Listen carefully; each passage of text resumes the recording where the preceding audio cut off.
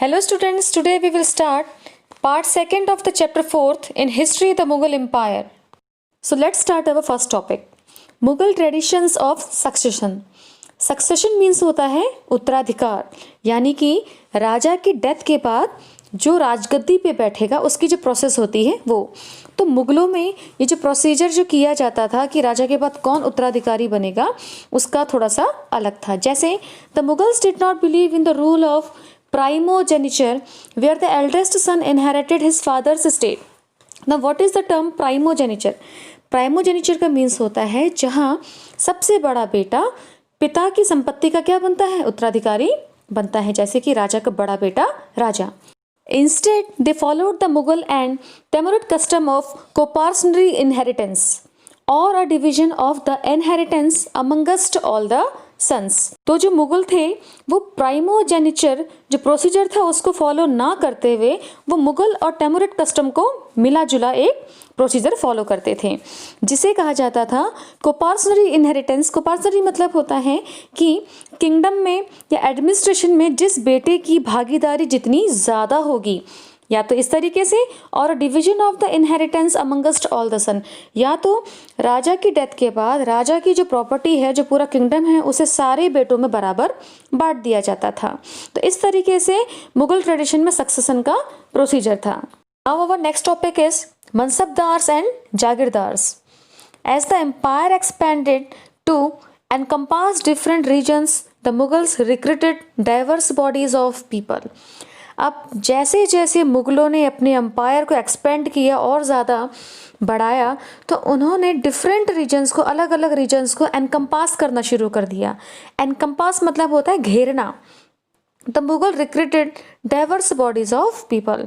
तो मुग़लों ने अपनी सेना में अलग अलग रिलीजन के लोगों को, अलग अलग रीजन के लोगों को रिक्रूट करना शुरू कर दिया, भर्ती करना शुरू कर दिया सेना में। From a small nucleus of Turkish nobles, Turanis, they expanded to include Iranians, Indian, Muslims, Afghans, Rajput, Marathas and other groups. तो एक तुर्किश नोबल्स होते हुए उन्होंने अपने अम्पायर में, उन्होंने अपनी सेना में ईरानियन, इंडियन मुस्लिम्स हो गए, अफगान्स हो गए, राजपूत, मराठास, इन सारे ग्रुप्स के लोगों को रिक्रूट किया। Those who joined Mughal service were enrolled as mansabdars. और जो मुगलों की सेना में शामिल हो जाया करते थे, उनके एडमिनिस्ट्रेशन में शामिल हो जाया करते थे, उन्हें मनसबदार कहा जाता था। The term mansabdar refers to an individual who holds a mansab. Mansab का मीन्स है एक पोजिशन। जैसे मान लीजिए प्रेसिडेंट एक पद है, प्राइम मिनिस्टर एक पद है, टीचर एक पद है, ठीक ऐसे ही मुगलों के टाइम पे मनसब भी एक पोजिशन, एक पद हुआ करता था। Meaning a position or rank. It was a grading system used by the Mughals to fix rank, salary, military responsibilities. ये मुगलों का एक ग्रेडिंग सिस्टम था जो ये फिक्स करने के लिए रखा जाता था कि किसकी क्या रैंक होगी, कितनी सैलरी होगी और क्या क्या मिलिट्री रेस्पॉन्सिबिलिटीज होंगी। Rank and salary were determined by, किसी की भी रैंक और किसी की भी सैलरी इस बात पे डिटरमाइंड थी by a numerical value called zat. अब मुगलों ने क्या किया था, अपने मनसब्स को 2 पार्ट्स में डिवाइड किया था। The first one is Jat. Jat means होता है पद, यानी कि उसे कौन सा ओहदा दिया गया है, कौन सी पोजीशन दी गई है। और दूसरा था सावर। सावर मीन्स होता है the number of horses under a particular mansab, यानी जब किसी व्यक्ति को, किसी इंडिविजुअल को एक पर्टिकुलर रीजन दिया जाता था और उसे वहाँ का मनसब अपॉइंट कर दिया जाता था तो उसे कुछ घोड़े भी दिए जाते थे। तो उन घोड़ों की पर्टिकुलर संख्या किसको कितनी ज़्यादा दी गई है उसके अकॉर्डिंग उसकी रेस्पॉन्सिबिलिटीज़ भी बढ़ जाया करती थी और उसकी सैलरी भी। The mansabdar brought his cavalry man for review, got them registered, their horses branded and then received money to pay them as salary। यानी मुगलों के द्वारा इन मनसबदारों को कुछ मनी प्रोवाइड किया जाता था जो ये अपनी, इनकी जो घुड़सवार वाली जो सेना थी, कैवलरी मैन थे, उन्हें ये रजिस्टर्ड किया करते थे और उन्हें एज ए सैलरी के रूप में पैसे दिया करते थे। Mansabdar received their salaries as revenue assignment called jagirs which were somewhat like इक्तास।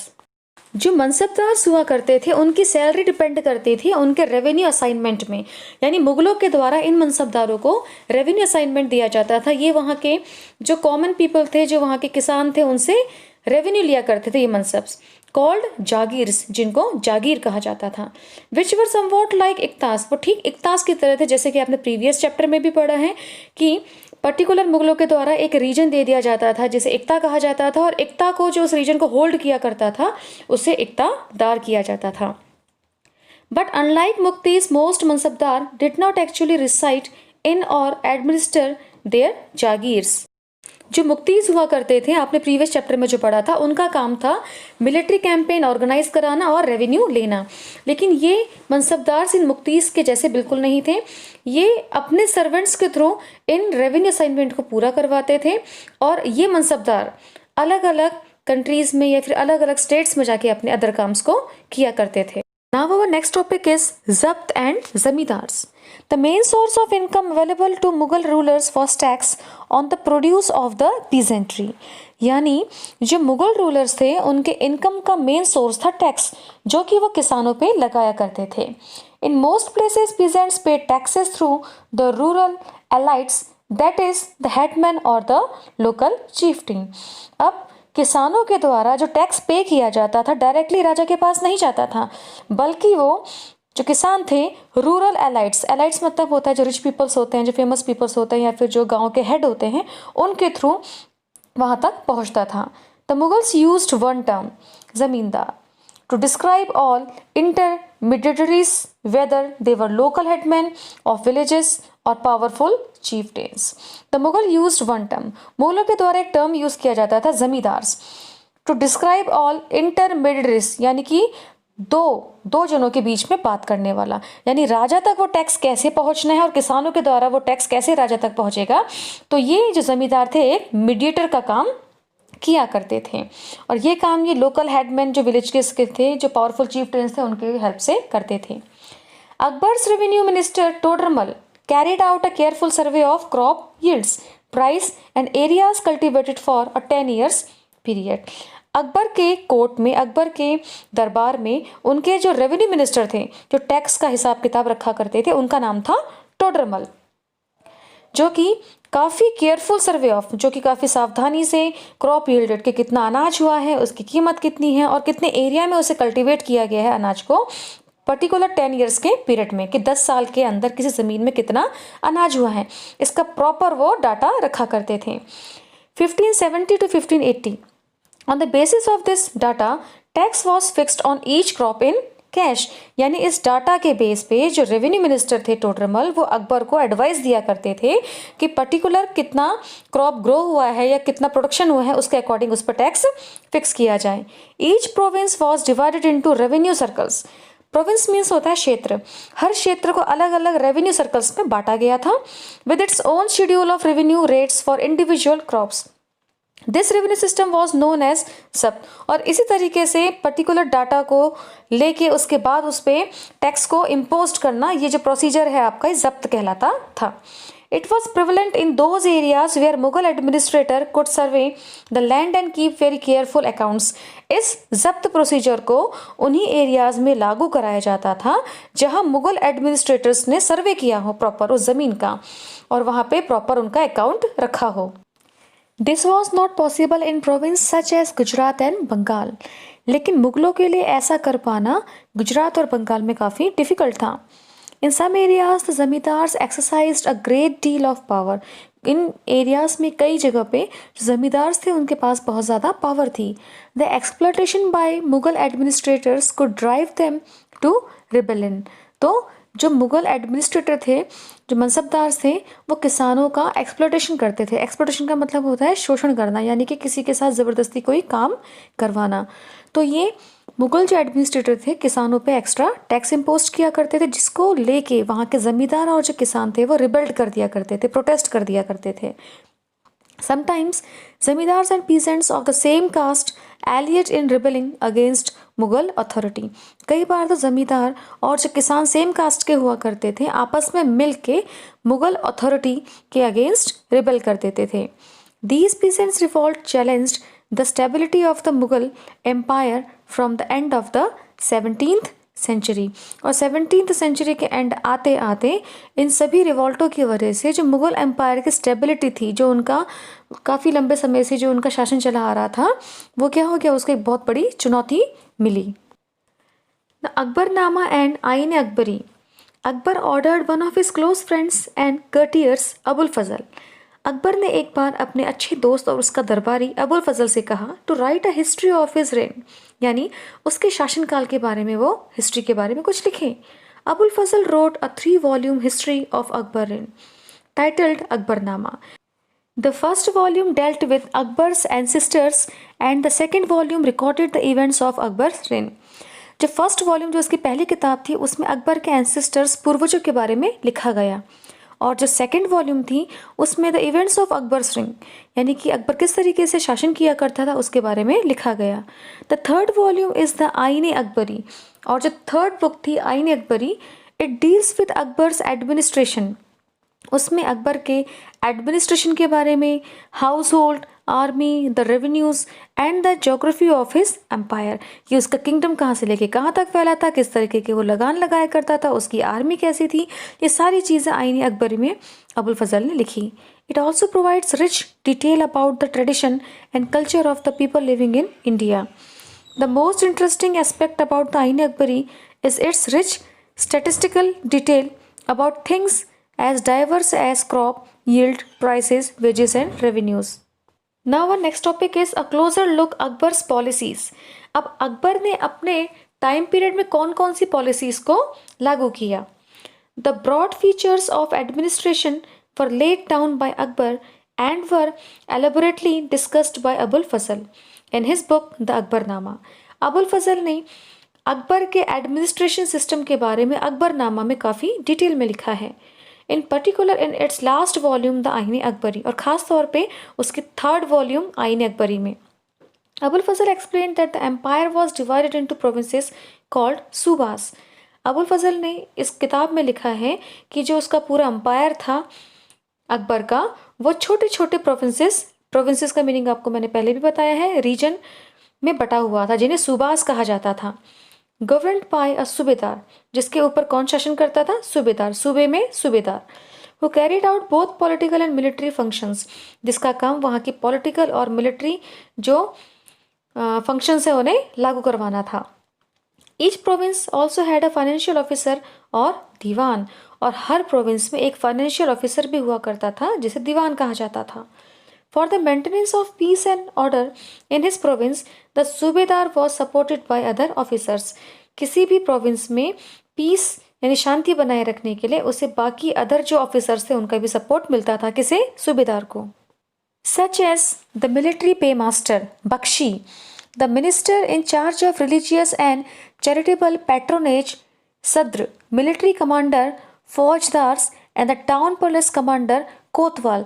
यहाँ पे आपको प्रेजेंट टाइम में जो पोस्ट होती है, मिलिट्री कमांडर्स हैं आपका, या फिर टाउन पुलिस कमांडर है, तो उन्हें मुगल टाइम पीरियड में क्या कहा जाता है यहाँ ब्रैकेट में दिया गया है।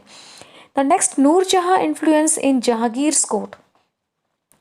मेरोनिजा married the emperor Jahangir in 1611 and received the title Nurjahan. Nurjahan का असली नाम मेरोनिजा था, जिसने जहांगीर से 1611 में शादी की, और जहांगीर का असली नाम Salim.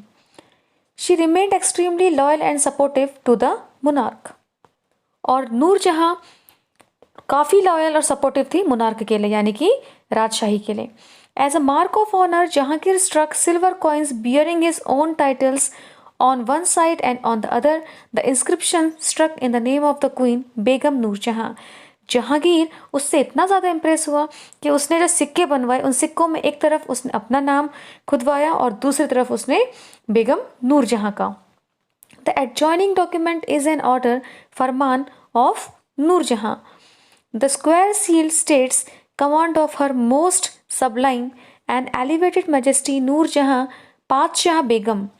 The round steel states, by the son of Shah Jahangir, she became as brilliant as the moon. May Noorjahan पातशाह be the lady of the age, यानी नूरजहाँ अपने टाइम पीरियड में जहांगीर के टाइम पे बहुत ज़्यादा फेमस भी रही थी। Akbar's nobles commanded large armies and had access to large amounts of revenue. While they were loyal, the empire functioned efficiently, but by the end of the 17th century, many nobles had built independent network of their own. Their loyalties to the empire were weakened by their own self-interest. अभी आपको जब हमने बताया था कि पहले जो अकबर था उसने क्या किया था कि जिन जिन रीजन्स को ये लोग जीत लिया करते थे मुगल, वहाँ के प्रॉपर जो वहीं के राजा है या किसी अपने नोबल्स को वहाँ का वो मनसब बना दिया करते थे। लेकिन धीरे धीरे धीरे धीरे ये मनसबदार इतने ज़्यादा स्ट्रांग हो गए कि ये मुगल एम्पायर के अगेंस्ट हो गए और इन्होंने अपना अपना रीजन पे कंट्रोल करना शुरू कर दिया। While Akbar was at Fatehpur Sikri during the 1570s, he started discussions on religion with the ulema, Brahmins, Jesus priests who were Roman Catholics, and Zoroastrians. Akbar's interaction with people of different faiths made him realize that religious scholars who emphasize rituals and dogma were often bigots. Akbar ने जब अलग अलग different religion के लोगों से मिलना शुरू किया, रिलीजन के ऊपर टॉपिक पर डिस्कस करना शुरू किया, तो उसे रियलाइज़ हुआ कि जो रिलीजियस स्कॉलर्स होते हैं जो धर्म के नाम पे या फिर बहुत सारी बातें करते हैं धार्मिक, हु एम्फसाइज्ड रिचुअल्स, जो इस चीज़ पर दबाव देते हैं। रिचुअल्स मतलब होता है धार्मिक कर्मकांड, एंड डॉगमा, कि अगर डॉगमा मीन्स होता है कि अगर आपके द्वारा कोई सेंटेंस बोल दिया गया है तो उसे क्या करना है, मान लेना है बिना किसी सवाल के। तो पहले के टाइम पे जो ब्राह्मण्स हुआ करते थे या अलग अलग जो रिलीजन्स में जो ऊंचे होते हैं, तो उनके द्वारा इस तरीके की कुछ चीज़ों को सोसाइटी में लागू किया जाता था। और ऑफन बाइकॉट, बाइकॉट मीन्स होता है an individual who is intolerant of another person's religious believes और कल्चर। तो अक्सर क्या करते हैं, एक दूसरे के धर्म को किसी न किसी एंगल से क्या करते हैं, अपमान करते रहते हैं कि नहीं हिंदू धर्म सबसे अच्छा है, या फिर मुस्लिम धर्म अच्छा है, या फिर सिख धर्म अच्छा है, या फिर ईसाई धर्म अच्छा है, पारसी अच्छा है। तो इस तरीके की बातों को सुन के अकबर को ऐसा लगा कि ये सारी चीज़ें अच्छी नहीं हैं। There teaching created division and disharmony amongst his subjects. उसका मानना ये था कि इन सब चीज़ों से लोगों के बीच में कहीं ना कहीं भेदभाव की भावना आती है।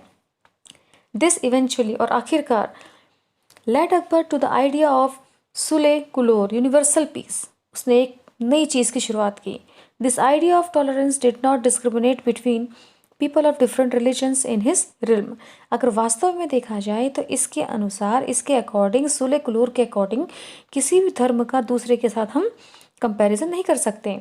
Instead it focused on a system of ethics. और इसके अलावा, धर्म के अलावा ये किन किन बातों पे फोकस करता था, honesty, justice, peace, that was universally applicable. यानी धर्म के नाम पे हम किसी को ऊंचा या नीचा नहीं कह सकते हैं, बल्कि हमको धर्म के अलावा ईमानदारी, न्याय और शांति, इनको बढ़ावा देना चाहिए। इनकी वजह से क्या होगा, यूनिवर्सली सब जगह पीस, ऑनेस्टी और जस्टिस को हम लागू कर पाएंगे। Abul Fazl helped Akbar in framing a vision of governance around this idea of sulh kul. This principle of governance was followed by Jahangir and Shahjahan as well. और अकबर के द्वारा स्टार्ट किए गए इस प्रिंसिपल को, इस थ्योरी को, सिद्धांत को जहांगीर और शाहजहां के द्वारा भी लागू किया गया। Now students, here we have completed this chapter and you have to do the given question answers in your fair notebook.